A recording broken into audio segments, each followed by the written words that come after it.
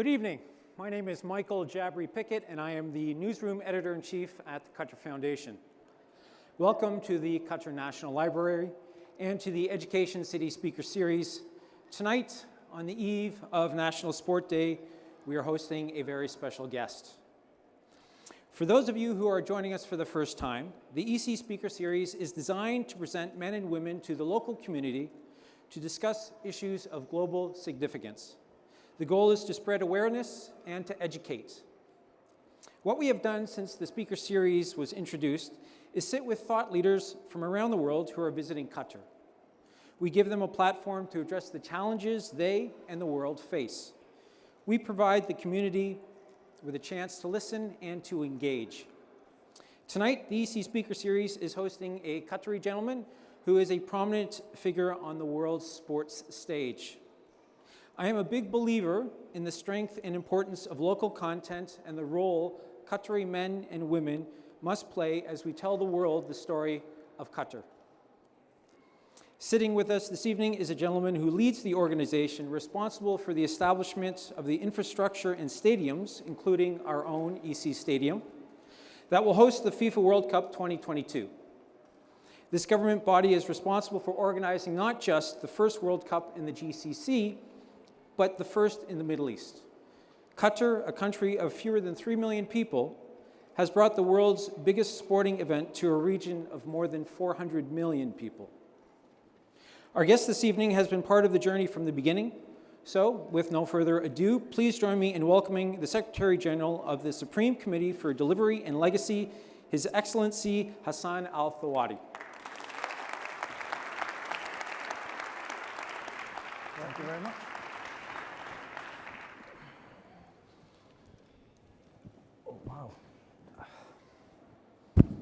So let's begin by setting the scene. Qatar is 33 months away from hosting what is arguably the biggest sporting event in the world.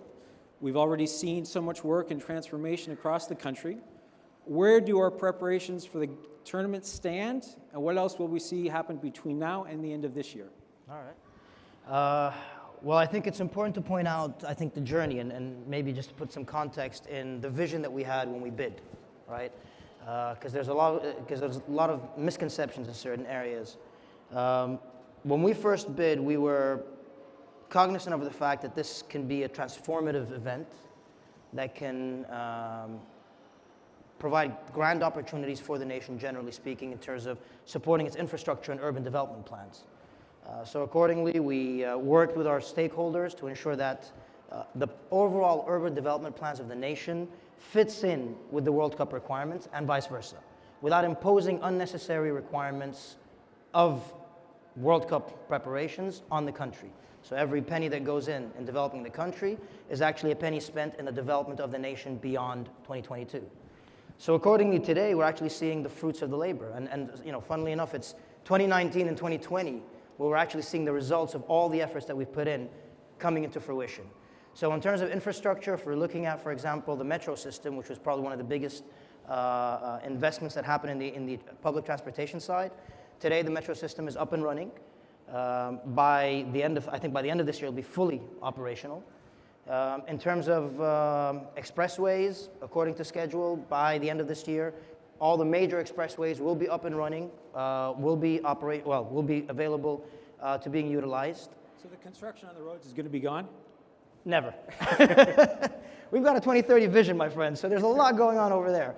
But I think, again, in accordance with the schedule that we've put, the main expressways that we need for the World Cup, which is being developed right now, it will be ready by the end of this year. As I said, the metro system, there's still significant development that's going to be happening beyond 2022, expanding the metro system throughout the country as well. But what is being utilized now that is needed for the World Cup was prioritized. So today, the metro system, for example, to Qatar Foundation is available. The metro system to Msheirab, obviously the heart of the center of the operations of the metro system, to Khalifa Stadium or Sports City Stadium. All these stadiums, all these metro systems or networks that we needed for the World Cup were prioritized. But there's a lot more that will be done beyond that. In terms of stadiums, 2 stadiums were inaugurated, 2 stadiums were operational. We've got 3 more stadiums that will become operational by the end of this year. Al Rayyan Stadium, Al Bayt Stadium, and of course, Education City Stadium. And just to clarify, Education City Stadium was ready at the end of last year. A few operational issues caused the delay or for us not to utilize it for the Club World Cup, but it was ready, fully functional, fully operational at the end of this year. At the end of last year, we will be inaugurating Education City Stadium, which I'm sure is close to the heart of a lot of people here, sometime later on this year. We will be hosting the Club World Cup 2020 edition, which will be the last edition of, or the last Club World Cup of the current edition. 2021 will be a different edition, which will be hosted in China. And we will also be hosting a few other events in 2021, but I think a major milestone for us will be the Club World Cup in 2020, the end of this year. Last year, when we hosted the Club World Cup, it was a milestone for us that we set to identify a lot of the plans that we had in place, a lot of the theoretical plans, concepts that we had in place, concepts of operation that we, for the first time ever, put to test. It was a great event. The event itself was greatly successful, but more importantly, we were able to test our readiness and test a lot of the theories that we had in place and a lot of the plans that we put in place on the ground, and it was a great success. So we've got a lot more ambitious goals to achieve in 2020. So with that in mind, we're talking, hosting the World Cup is designed to leave a legacy, as you sort of hinted at. In the past, many cities and countries have hosted major sporting tournaments. They said they will create a legacy, and of course, many have failed. So how will Qatar succeed? Well, to start off with, it's not that we hinted at it, it's right there in our name, right? Delivery and legacy. Look, I think, again, major sporting events obviously have a lot of requirements on the host nations or the host cities. There's a lot of requirements, whether in terms of developing the infrastructure or otherwise. Not to criticize other nations, this is just from experiences that we've developed over the years and what we've experienced. It's very important that the plans that you put in place in hosting these events and the requirements, they have to fit in with the country's overall development plans. They have to go hand in hand with that. And that's what we did. So from day one, as I said, when we came to bid, we recognized two things. We were lucky enough that we had a 12-year gap from when we were going to, when we won the right to host the World Cup to when we were going to host the World Cup. The 12-year gap allowed us not only to plan, but also sit down and develop and deliver on legacy plans during that period of time. So legacy started early on. Legacy started from day one. I think a lot of host nations, unfortunately, look at legacy starting after the tournament, after the fact. How do we sit down and benefit from that? We were blessed with having, a significant amount of lead time, but at the same time, we'd planned for it. From day one, we looked at the country's development plans. The Qatar National Vision 2030 was our guiding post. The Urban Development Plan was another guiding tool. And we worked very hard also to communicate and to engage with our stakeholders from the very beginning, to understand what the developments were, what the goals were, what was required, what was the vision over the next 20 years, and how can the World Cup fit in with that vision. And I just want to use one very telling example, the metro system. So when we came to bid, obviously the metro system was just a plan. It was a bunch of people, it was in DR at the time, they thought about it, and there was a lot of work that was done, but it was all planning, and not everybody was on board. A lot of people thought that the metro system would be a glamour project that will never be utilized, and for many different reasons. When we came and we looked at the metro system and we sat down and spoke to the people that were working on the project and spoke to the leadership, and we realized that this project has a huge potential for being a very successful project when it comes to public transportation and changing the lifestyle of the country once it's established. The World Cup served as a catalyst. We utilized the World Cup as a catalyst to push forward the project, even though there were a lot of people, a lot of naysayers that weren't supporting the project. But understanding how this tournament, one, requires a significant amount of public transportation, so the metro system was essential, but at the same time we worked with the stakeholders to ensure that the plans being put in place would fit in with the requirements of the country and would fit in with the peculiar nature of the country. In 2019, when the metro system opened up, when Msheirab, Education City, Sports City opened up, we saw the success of the metro system. It is a very successful project. It has changed the mentality of a lot of people. A lot of people thought that Qataris would never use the metro system. Today, a lot, significant people or significant members of the community actually use the metro system as a daily commute. It's not just a novelty. People use it as a daily commute. People living in Al-Wakra have actually changed the way of living using the metro system to get to West Bay, to get to their offices, to use for work without using their cars. They actually use the metro system. And that's a really good segue into the next point, which is sustainability being the core theme of the Qatar's World Cup. So 2 questions. How important is research and innovation to make this a sustainable tournament? And can you tell us what is the key role of QF and the EC Stadium to deliver a tournament that will create a sustainable legacy? It is crucial, absolutely crucial. I mean, again, every tournament has to have a unique, innovative element to make it close to people's hearts, right? For us, innovation is at the core of what we want to be. We want to be the most advanced tournament or providing the most advanced, most enhanced, most engaging experience for all fans that come and visit Qatar. Definitely research and development is essential, and our partnership with Qatar Foundation, there's a lot of different elements that we're engaging with Qatar Foundation in relation to that. There's a project that we're working with Hamad bin Khalifa University that is using, I can't say too much about this project, let's just put it this way. It is a project with HBK University that I believe once it's announced will be groundbreaking on a global level. And I'm actually very excited about it, but I'm curbing my enthusiasm, not speaking about it just yet. You did speak about it, though. Well, I spoke about what it might be. I didn't say what it is. Fair Did enough. I speak about it? No, you Did I ever make the announcement? No, I didn't make the announcement, because if I did, they'll kill me. We would patents and love so it on. if you did, though, by all means. I realize that, but I can't take away the group's effort. But let's just put it this way. It is a groundbreaking technology, a groundbreaking research and development that actually has commercial use on a global basis beyond 2022 and on a much wider application, not just for fans, not just for workers, here's a hint, but also on a much wider application. So there's that element. Of course, we've approached the tournament in innovative ways, not just in terms of just technology or research development in terms of technology, but also one of the ways that we're leading is human behavior. Right.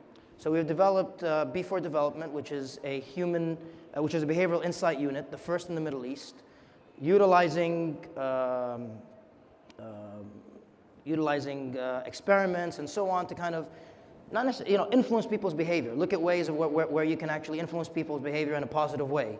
And we've partnered up with Qatar Foundation, I believe, with Georgetown University to create actually a behavioral insight lab towards utilizing and figuring out and looking at ways of engaging with fans. How can we enhance the experience of fans? How can we also influence the behavior of fans in certain ways, whether it's in terms of transportation, how do we influence them, for example, in crowd control, moving fans from point A to point B through a certain route as opposed to another route when it's congested? How do we engage with volunteers? How do we utilize behavioral insight in engaging and influencing the behavior of volunteers in a positive way as well? So that's another element that we're looking at, of course. Now, when it comes to sustainability, we've committed for this to being the first carbon neutral tournament. Now, that's a huge commitment that we've taken on our shoulders. And of course, we're looking at it within the entire ecosystem, right? Within the entire Qatari ecosystem. And I'm very proud to say that we've actually made significant strides. So in the manner of construction, for example, Education City's stadium is a perfect example. And the method of construction, we've approached the method of construction in a way where we comply with a sustainable method of construction. I believe 55% of our raw material for Education City is sourced from sustainable sources. We try to minimize waste usage. We've tried to construct a stadium where during operations we minimize the water requirements, water consumption, minimize energy consumption, and so on, and use it as an example and as a benchmark for international stadiums as well. So that's one example of what we've approached. Of course, on an overall, if you will, sustainable strategy or part of our sustainability strategy, I think one area that we're very proud of is A few weeks ago, I believe, the Ministry of Energy announced an 800 megawatt solar farm.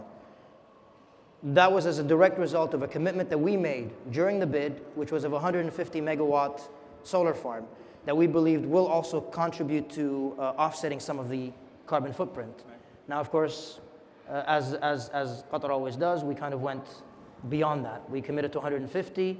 We're actually delivering 800 megawatt solar farm by, I think will be operational by 2022, with a commitment to further projects on a much wider scale down the road as well. So a couple of minutes ago, you said that word, workers. Yes. Which of course creates a buzz whenever you're talking about stadiums that are being built. So Qatar has faced some of the unique challenges, including worker welfare. So tell us what you've done to address some of those issues. I always have to separate the answers by saying first what the nation has done, what the state has done, and what we've done as a Supreme Committee. But I think it's important first, to have a general statement. I think, unfortunately, the message hasn't really reached, the outside world. There's still misconception, but Qatar was always committed to worker welfare reforms. And if anybody followed or read the Qatar National Vision 2030, when it first came out in 2008, that was actually embedded within it. When it came to human development and social development, there was a commitment to improving the conditions of workers.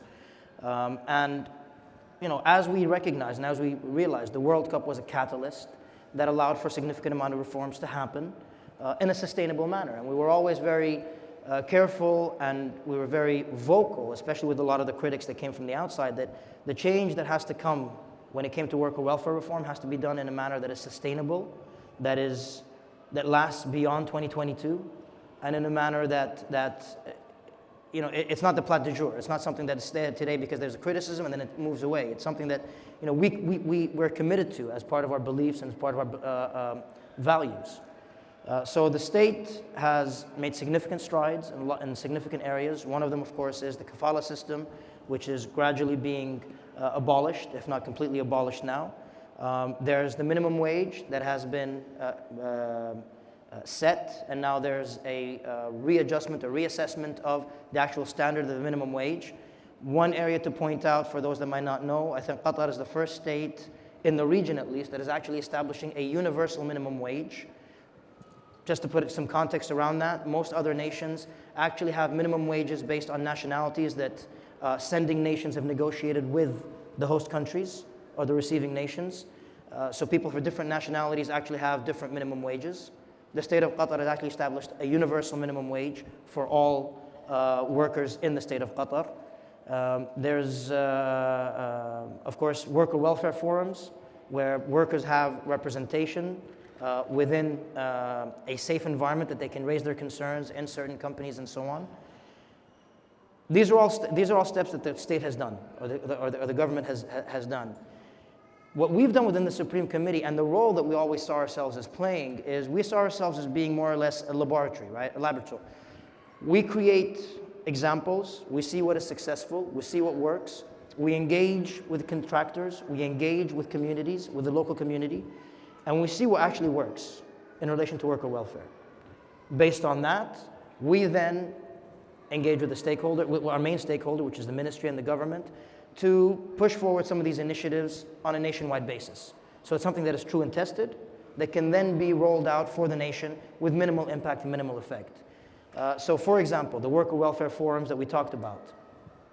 Again, in engaging with trade unions, we recognize that workers have to have a safe environment where they can raise their concerns, whatever it may be. We worked from 2010 to establishing these forums. To have these environments where workers, as I said, can raise their concerns. In 2019, we have over 100 worker welfare forums just in relation to the World Cup projects. We engaged through trade unions to educate the workers for the benefits of these forums, and we created a successful model that the state today is actually establishing and incorporating throughout the country. Another element that we've actually developed or worked very hard on, which actually set us apart, I think, on a global benchmark, is recruitment fees. Workers, when they decide to leave from one place to another, from their countries, and they go to other nations to actually find a better life or find an opportunity to offer a better life for their families back home end up falling under the influence of criminal organizations, and they end up paying exorbitant rates and payments just to find the opportunity to get out of the country. This is illegal under every law in global or international law. It is illegal under ILO standards. It is illegal. Unfortunately, it does happen. Major international organizations, NGOs, whether it was Amnesty, whether it's Human Rights Watch, always raise these issues, but there was always a problem in terms of how do you resolve this? How do you fix the situation? Now, of course, again, this is an illegal situation under the state of Qatar, but previously, globally, the standard was if a worker proved that they paid recruitment fees, then there would be a reimbursement mechanism. So the burden of proof was always on the workers, which was always difficult for the workers themselves to actually have a paper to prove it. As I said, these criminal organizations extract these payments out of workers. What we did within the Supreme Committee was we flipped the burden of proof on its head. And this was done in collaboration with the contractors. It's very important to point out this was a program that we launched that contractors themselves participated willingly by themselves, so that the burden of proof today is flipped on its head. So if a worker claims that they paid a recruitment fee, contractors would willingly then reimburse these workers without the need of proof, unless the contractors can then prove that no, this did not happen. We have, I think by 2020, we will have over about 83% of our workforce will have their recruitment fees reimbursed. We are talking about around about $30 million to be reimbursed to workers. 50% of these workers work on our projects. 50% of these workers are actually workers that contractors have opted into our program that are not related to our projects. They're working on other projects, but these contractors, and I want to commend them honestly for the great job that they've done in actually being part of this program and bringing workers that are not part of our World Cup project into this program. And again, it's important to point out this $30 million isn't money that the Supreme Committee is paying or that the government is paying. This is money that contractors themselves have committed to pay back their own workers. And I think this has set a global standard. I think the only company globally that has been able to achieve something similar to us is Apple, and they've done it over a 7-year lifespan. We're actually achieving this within a shorter lifespan of about 3 years. And of course, hopefully this will continue beyond. So let's move the conversation away from workers for a moment and to fans. So the Middle East being an area, a region that's in turmoil in a few countries, what do you think the power of sport has at this time for the countries in the Middle East? We're talking about 400 million people, and for the first time, the World Cup's being held here. Look, we're a football crazy nation, right? Ultimately, I think everybody in this room is football. Even the people that aren't crazy about football. When the tournaments are on, when great events are happening, everybody follows it, or at least you're going to hear about it one way or the other. It's as simple as that. We love the sport, and we love sports generally. But I think, unfortunately, our region suffers from over expenditure in the sporting sphere. All countries within the region, bar none, even the ones that have limited resources, pay unbelievable amounts, huge amount of money into sports, whether it's sporting infrastructure, whether it's hosting teams, whether it's buying players, whatever else it may be. And yet, unfortunately, the payback from the sporting industry into the economy, whether it's for job creation, whether it's contributing to the GDP, is minimal. What we're trying to do with this World Cup is actually create opportunities for the people of the region. We're trying to elevate the level of recognition of the sporting industry, of how the sporting industry can contribute to job creation, how the sporting industry can contribute to industry creation, innovation, and so on, in a way that actually has, the simplest example is has a contribution to the GDP of the nation. This is what we're trying to do. This is the legacy that we're trying to leave for the people of the region, first and foremost. There's, of course, the emotional side, which I'll get to in a second. But that's why we've launched initiatives, significant initiatives for the region, using this World Cup as an opportunity and using it, if you will, as a lighthouse, hopefully as a beacon where people can gravitate towards, and then beyond that, it can actually start leaving an impact in people's lives. If we talk about some of the initiatives that we launched an initiative called Challenge 22. Challenge 22 is effectively an initiative that supports entrepreneurs.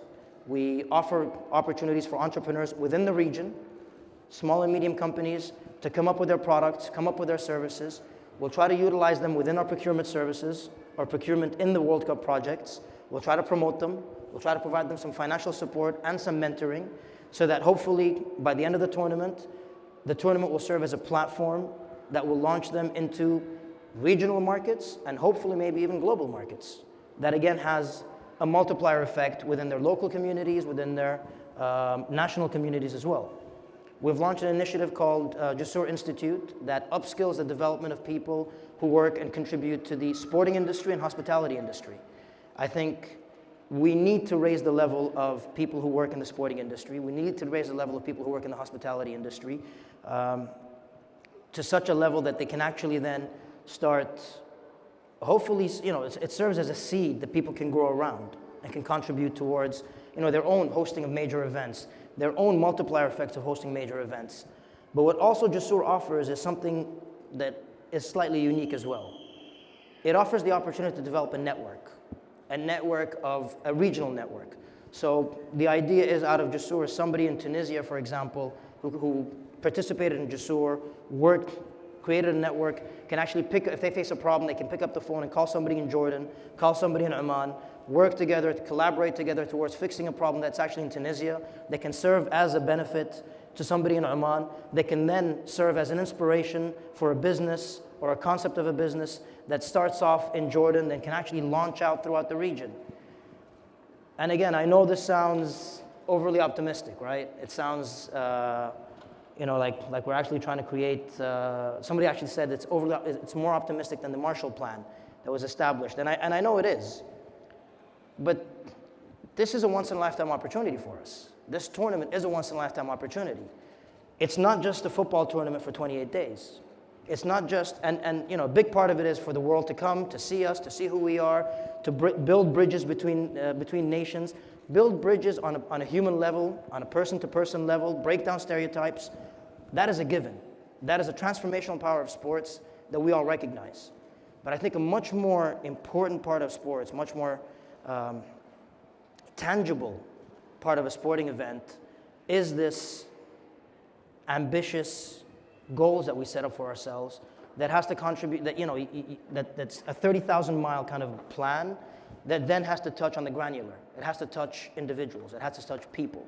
We can put as many plans as we want, but in the end, it has to touch an individual. Somebody has to come and say, this is the benefit I got out of this tournament. And that's why what we're trying to do, every initiative that we're trying to do extends beyond the borders of Qatar. Okay, so the second part of our evening is the engagement part.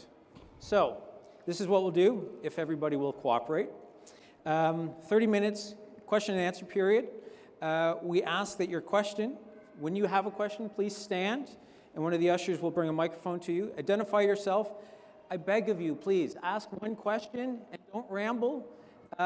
Get to the point so that other people can also ask other questions as well. We want as many people to engage as possible this evening. Leave the rambling to me. I'll ramble. You guys just ask the question. All right. Questions? Anyone?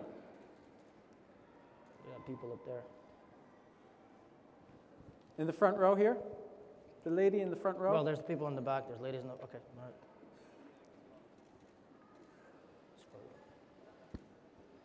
Assalamu alaikum, Shayman Naimi.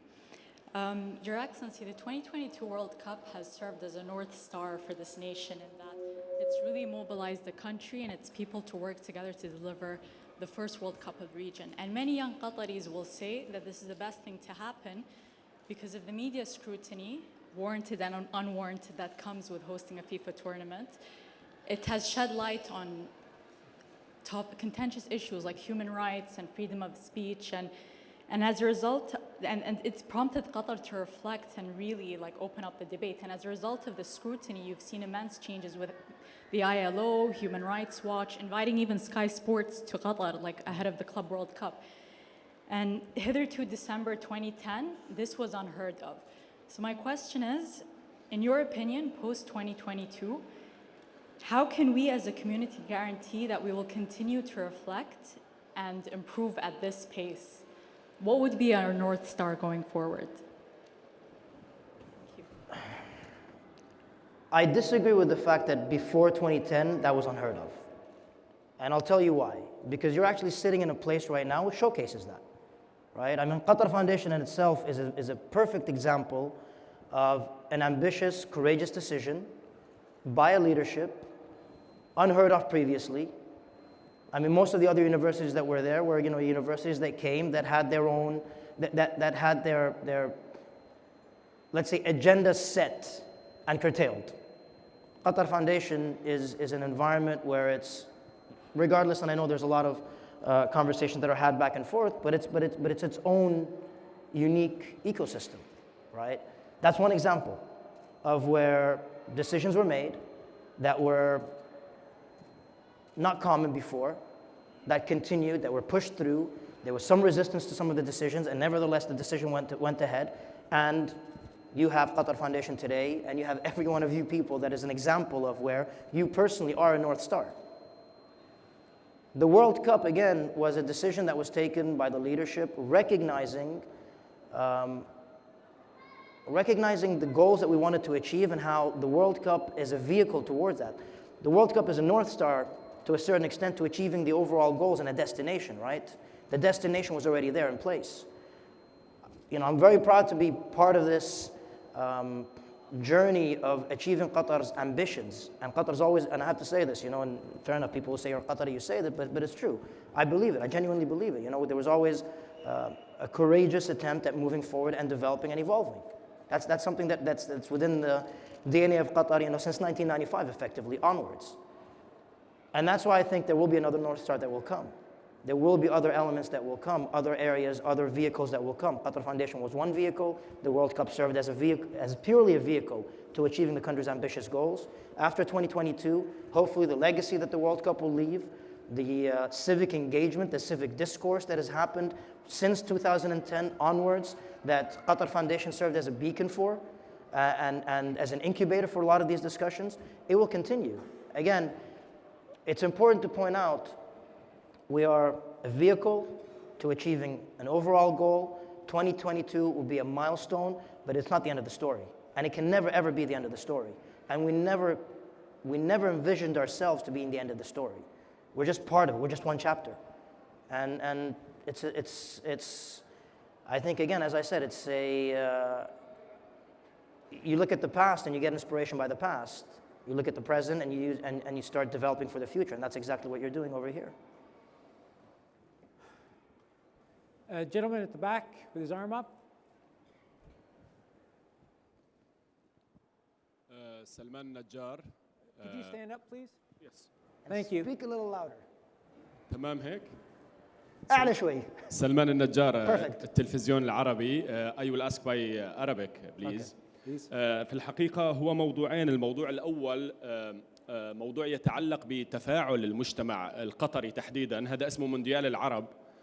وكان مؤخراً كأس العالم للأندية. لاحظنا تنظيم جيد، لاحظنا حركة جماهير جيدة، لكن لاحظنا أيضاً تفاعل المجتمع كان تفاعل ليس بالحجم ربما المطلوب. أتكلم عن تفاعل، عن تخليف، عن ترك أثر للقادمين ليقولوا لقد رأينا الشعب القطري في كل مكان وتعلمنا شيئاً عن الشعب القطري. ماذا سيكون الواقع في كأس العالم الذي هو مونديال العرب؟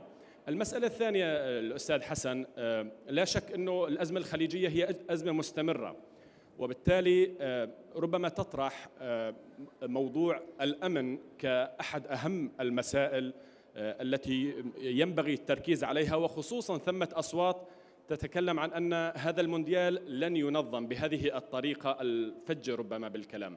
فما هي احتياطاتكم لموضوع الأمن، وخصوصاً أن عدد كبير من الجماهير في مساحة محدودة بقوات أمنية تكفي لقطر. شاهدنا توقيع مذكرة تفاهم مع تركيا مثلا. كيف ستضمنون أمن حشود كثيرة في مساحات صغيرة ولعدد قليل من الشعب القطري أو حتى القوات الأمنية؟ شكرا. طبعا أنا أجاوب الحين، تبغى أجاوب بالعربي ولا أجاوب بالإنجليزي؟ بالإنجليزي أجاوب. Okay. Let me translate his question just to make sure I actually captured his question, because he's got a big question. All right, okay. The first question was, just to see if I captured it right. You said that we hosted the World Cup, the Club World Cup. You believe that the fans that came from Liverpool, from Rio, from Brazil, didn't really engage with the Qatari fans. You didn't really see much of an engagement with the Qatari fans. Is that the case? And how is it going to be in 2022? I'm actually interested in hearing why you think that, because my feedback was actually slightly different. I think the Liverpool fans that came, the Flamengo fans that came, the Monterrey fans that came, they were very engaged. They were very excited. They embraced the Qatari culture. You saw them in Suq Waqif everywhere, walking around with the qitras and so on. You find them. There's a lot of people that took a lot of pictures with a lot of the locals because they were excited with the way that we dressed. But at the same time, the feedback that I got from a lot of Liverpool fans, they came out with a very changed perception. In the lead up to the Club World Cup, a lot of fans, especially from Liverpool, being a Liverpool fan, I say this, we're very militant as Liverpool fans, socially aware, and they had a lot of concerns. They were a lot of, they weren't aware of the norms, of what is acceptable, not acceptable. Are they going to have a great time? Are they going to have a good time in Qatar or not? We've had about 5,000 fans that came from Liverpool. All of them left with great impressions. So I'm not entirely sure about their experience. When you mention that, I'm not entirely sure, because the feedback that I got, all the information that I got and the research that we made at the time was that they actually left with a great impression. Now, of course, in 2022, all you need to see is, for example, the Gulf Cup. In the lead up to the Club World Cup, we had the Gulf Cup. You saw the Qatari fans and how they were engaging, and you saw the Gulf fans in general and how they were engaging with the Gulf Cup, which is a tournament that's very particular to us, but very close to our heart. You see many of the friendlies that we host, starting from 2009. You see the engagement of the Qatari fans and the Qatari, again, I say the Qatari fans, and I mean the fans in Qatar, right? I'm not limiting it to Qatari fans. I'm talking about the entire community in Qatar, expats and Qataris and so on. There's a huge engagement. There's a huge excitement. There's a huge sense of festivity that you find throughout these events. 2019 was probably one of the more successful, one of the more vibrant ones that you felt, which we're going to be building upon in 2020. We're going to be building upon another event in 2021, and we'll be ready in 2022. So it's, again, I see, I see it building up. I see the engagement, and I see the excitement already in there. So if you have any information that I don't have, please let me know so we can work on it. As far as it relates to security, no doubts, any major sporting event, obviously, security has to be at the highest level. Since 2013, we've created the security committee that is chaired by the Prime Minister, who's also the Minister of Interior. We've engaged with all the relevant stakeholders in the security sphere to sit down and start planning and developing our capabilities and capacity since 2013 up until today. We've participated in nearly all major sporting events. Since 2013, we were in France, for example, when the issues happened between the English and the Russians, and we actually had members of our team as part of the security detachment in there, gaining experience on the ground. So we're developing our operational capability. We're developing the capability of our security forces throughout. We've been developing it since 2013 and developing the experience that we need. We've been engaging with technology providers as well. But more importantly also, we've been engaging with our partners, our international partners. So for example, with France, we've signed an agreement also utilizing the gendarmerie. We've signed with the UK with the Home Office. We've signed, I believe, or we're about to sign, I think, also with Italy, using the police forces over there. And it's a transfer of knowledge as well. It's not only are we looking to rely on, as you said, we signed with Turkey as well. We're not only looking to rely on personnel, we're looking also to transfer knowledge. These are countries that are football crazy. These are countries also that have great experience in hosting major events, but more importantly also hosting football events on a week-to-week basis on a grand scale. We're looking to get that experience on a daily, on a granular level. Today, I'm very proud to say, in last year we saw the Club World Cup. We saw, for example, fans from Tunisia. There was some issues and some tensions that happened with the flares and so on. I believe this is the first incident of its kind in Qatar. I think maybe the second incident. The first incident was in 2011. This is the first incident of its kind of a FIFA event in Qatar. I'm very proud to say that the security forces handled it in a good way, based on managing it, managed it well, diffused the situation, managed it. There was no consequences beyond it outside of the stadiums where usually you experience some of these things. It was managed well. It was a first experience. We're building on these experiences. We're developing these experiences for that. The fact that it's a compact World Cup, actually, we see it also as an advantage, because it means the security forces that are deployed can be deployed in a strategic manner and can be quick to be deployed in certain areas if there's a problem. But at the same time, what we're trying to do is trying to prevent. It's not a question of deploying security forces or having enough security forces to manage these issues. The first element of managing any security concern is prevention. And in doing that, we're engaging with fans, we're engaging with fan unions, we're engaging with governments to try to stop any troublemakers from already coming into Qatar over here. We're engaging with a lot of these security forces throughout many different nations to prevent any issues before they come into Qatar and becoming a major issue. So it's first prevention, and we're working very hard towards doing that, and we've got, there's a lot of work that's been done. And then the second thing is we are actually gaining the capability and the know-how and the level of expertise and experience needed since 2013 that's being developed, and we'll be ready by 2022 for it. The woman with the scarf.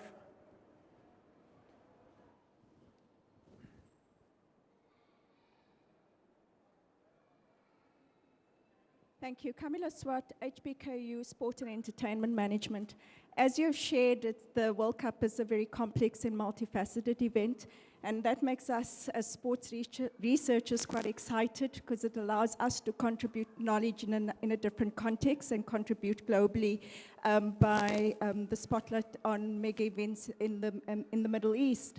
My question is, what attempts are there being made to also coordinate efforts by researchers within sports management and related disciplines to contribute to also leaving a 2022 research legacy agenda? Well, asking that, if you're asking that question, that means we did not reach out to you, which is one thing I'm going to say. Where are they? I'm going to look towards Fatma. I'm going to look towards you. We need to reach out to them. I can't believe that we didn't reach out to them. But no, we're definitely, there's a lot of work that we're doing. Jusur Institute itself has actually got a research function within it. So we're developing a lot of research papers in relation to that in terms of the impact it has on society, the socioeconomic impact that it has, generally speaking. But as I said, we're looking at, the research side of it. We've been looking at maybe more of the legacy projects, but we need to reach out to you. That is something that, I'm glad they actually came out and raised it, because we need to reach out to you on that front. I will say this, it's not a Qatar Foundation entity, I apologize, but we're actually talking to Qatar University as well, and we're contributing and working with them. Listen, we're showing the love everywhere, okay? The love is shared to every entity, all right? So Qatar University is also getting part of our love, but we've got to them on the research side. We'll come to you as well. We will definitely come to you. The woman at the back in the black.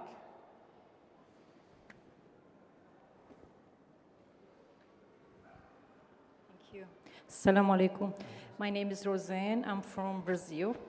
And I am a volunteer with the Supreme Committee for a complete year.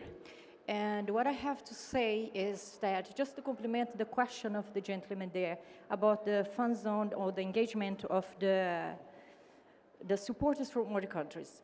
I have volunteered in the fun zone for the whole 12 days, 10 hours a day.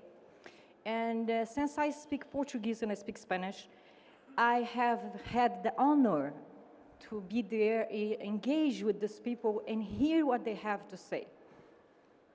First, I would like to say that it's magical for us to be here as an expats and being volunteering, to hear that this image that people come from our country, especially from my country, they come in with this idea, bringing all the culture and all the barriers that they have, and when they get here, it's all changed. We managed to change that by engaging with them. Do you have a question? Yes, I do. My Please. question comes next. Okay, please. And then after that, I would like to, I want to say that. It's Yes, important but for we people would like to know. other people to have an opportunity to ask as well. I will ask you. Thank you. And the opportunity that we have. Now, volunteering in Qatar is something different because we are all expats, majority, and we keep changing. So how do you see that we can change that and engage more locals into this community that we have? Like being engaged with us all the whole time, to keep the legacy that we're I think trying. that's one of the questions that collegies in particular face is the idea of volunteering. Yep. So how do you address that? I think, thank you very much, by the way, and thank you for your volunteering time, for the time that you spent volunteering as well. Look, volunteers are critical, I think, in the success of any major tournament, right? And if we're going to use an example, 2018 Russia was a great success, and one of the main reasons it was successful was because of the volunteers. People, the way they engaged with the volunteers, they actually started feeling much more comfortable, and the volunteers made people feel welcomed. Now, as you correctly pointed out, now of course for us, our volunteering strategy is based upon locals, but also based upon expats as well, and based upon regional volunteering as well. When I said that this is our vision is that it's the Arab world welcoming the international world in Qatar. So our volunteering program and our volunteering strategy is designed, and it will be launched, hopefully in 2 or 3 months, we're going to be launching our nationwide volunteering strategy that addresses, one, developing volunteering capability for the World Cup, preparation for volunteering units, if you will, for the World Cup. But two, also instilling the volunteer essence, the volunteer ethos within the communities, within ourselves as well. Not just as Qataris, it's Qataris, expats, locals, visitors, everybody. But the idea is that everybody here starts engaging in this concept of civic engagement, this concept of contributing to your community through volunteering initiatives. So there's a program that we will be launching, hopefully that will start instilling this, as I said, this ethos from now in preparation for the World Cup in 2022. And maybe there's one example that for me, that's being utilized to inspired us in launching our strategy, is an example that I actually experienced when I was in Rwanda. Rwanda, once a month, they have this once a month, this day where everybody, all citizens of Rwanda, walk out and contribute to the community, one way or the other. Whether it's cleaning the streets, whether it's digging ditches in the hills, to avoid any issues of flooding, whatever it may be. And this goes all the way from the president all the way to everyone within the community contributes to that. And I think it instills a camaraderie, it instills a sense of responsibility, a sense of community for the entire nation. And what we're hoping to do is launch a national volunteering strategy once it gets approved that brings together all the different stakeholders in supporting this initiative that will go out, as I said, in developing the capability and capacity for 2022, but more importantly will be one of the legacies that will last beyond it as well, and will be part of the nation's overall incubators, if you will. Yes, gentleman in the middle with his arm, the fellow bald man right here with the beard. There you go. Excellency. My name is Tariq, and I was born and raised in this country, and it's a dream to me that to be able to be here during the event. But my question is kind of a concern as well regarding the tickets. How will they be available, and is there a plan for the tickets? Thank you. Can I tell you this much? It's my concern as well. Okay? After what I experienced with the Gulf Cup and the Club World Cup, I hope that I never have to deal with tickets. Oh God, no, listen, okay. First thing to point out, the World Cup tickets, that's a FIFA-related matter. We're now engaging with them in developing the ticketing strategy to ensure that, again, there's got to be a significant portion that goes to the local market, and then a significant portion that's available, of course, for the international fans as well. So how do you create that balance? What's the ticketing strategy? You've been developing that. This is discussions that we're having with FIFA right now. The Club World Cup in 2019 was an example. We tried something, tested something out. We're going to be testing something out in 2020. Hopefully by then, by 2021, the overall strategy will be developed. I will assure you that we will do everything that we can to ensure that the local community gets a significant portion of tickets. And if we don't get it, I'll give you the number of, where is he? Ali Na'ma, you can call him, don't call me. All right, it's as simple as that. I think there's a lady over there, and there's a gentleman over there.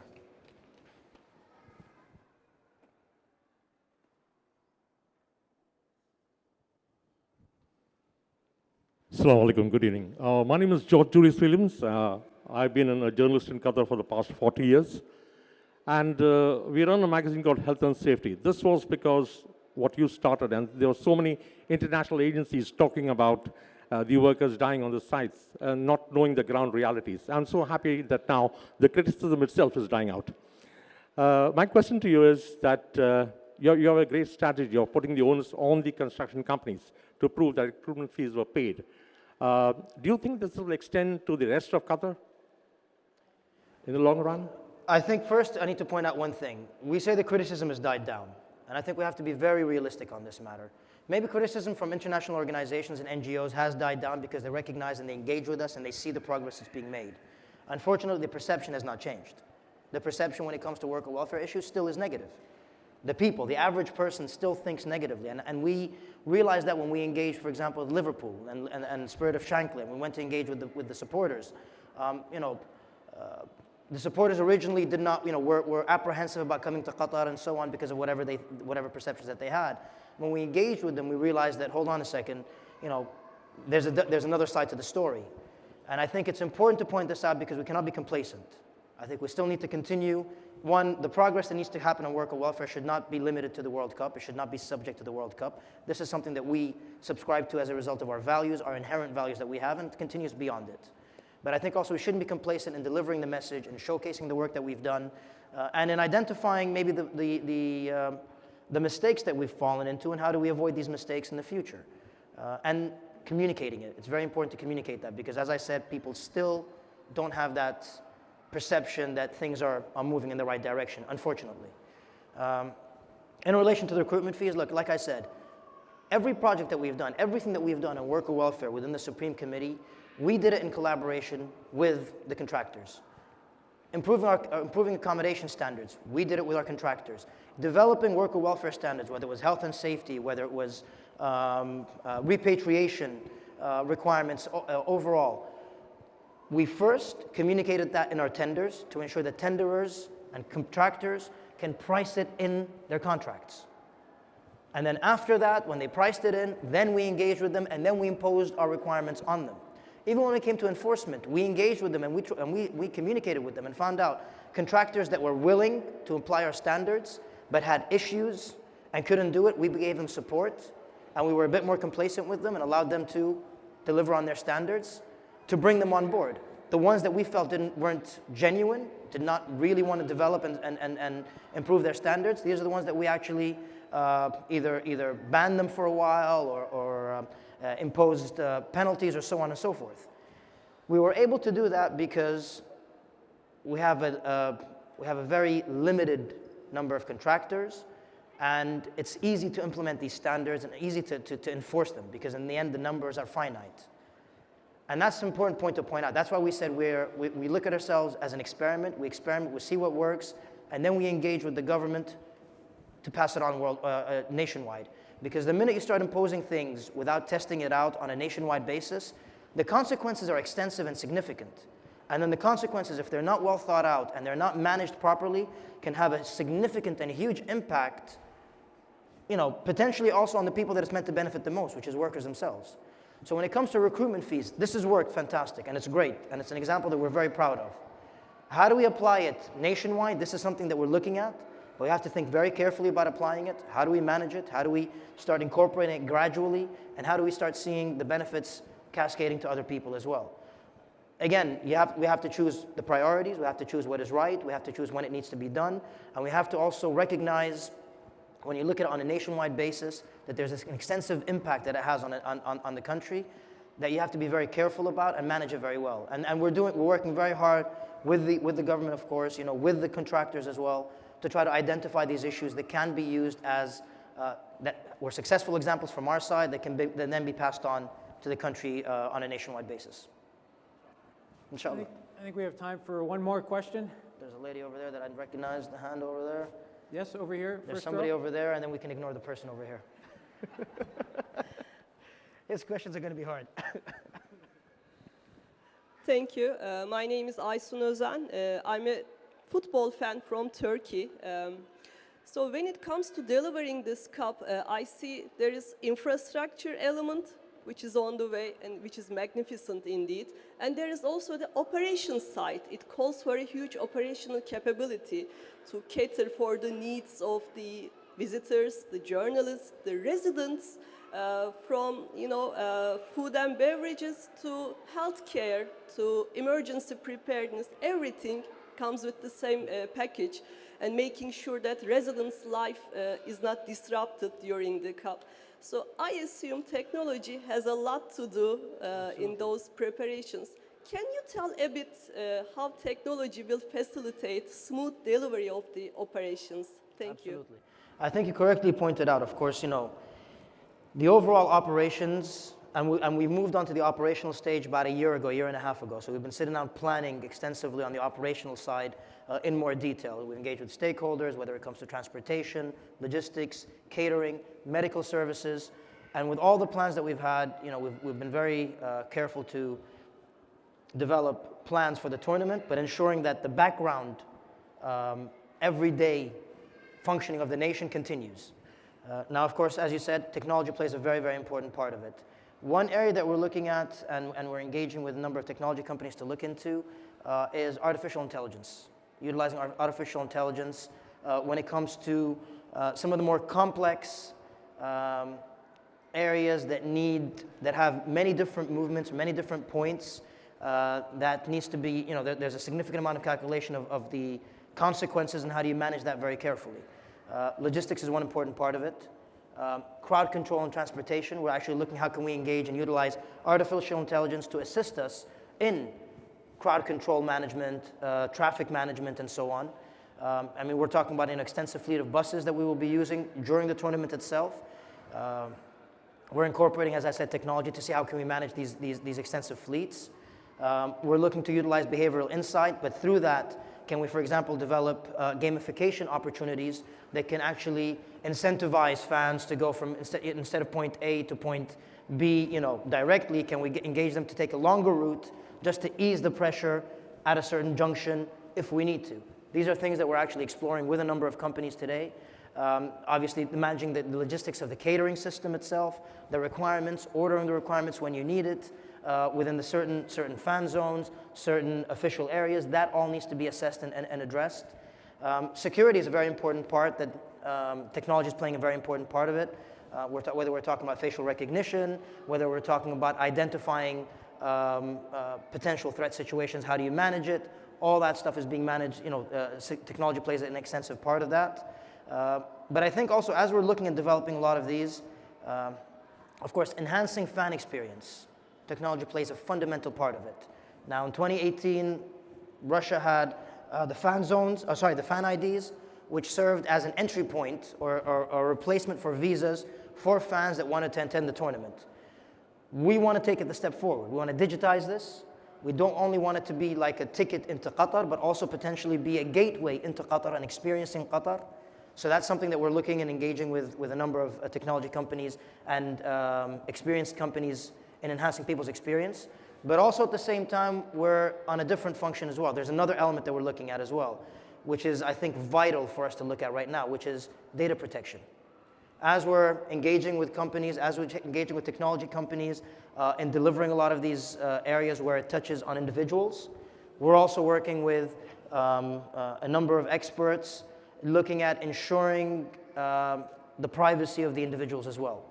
Ensuring that we don't step into this world of digitization and using technology to ease and create a successful model for a tournament, but then after that has significant repercussions beyond that. So we're also, that is something that is at the forefront of our mind that we're also careful about. Thank you, everyone, for your questions. And Hassan, thank you very much for being our guest. I know everyone at QF wishes you and the team great success. Thank you. Thank you all very much. You can ask me a question in private.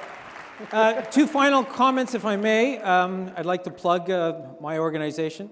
I'd like to mention that there is still time to register for QF's National Sport Day activities taking place at Education City tomorrow. You can visit qf.org.qa for details or register with one of the ushers here. And finally, thank you for attending tonight's event. Please keep checking the QF website to find out about future guests. Thank you and good night. Thank you, Hassan. Thank you all very much.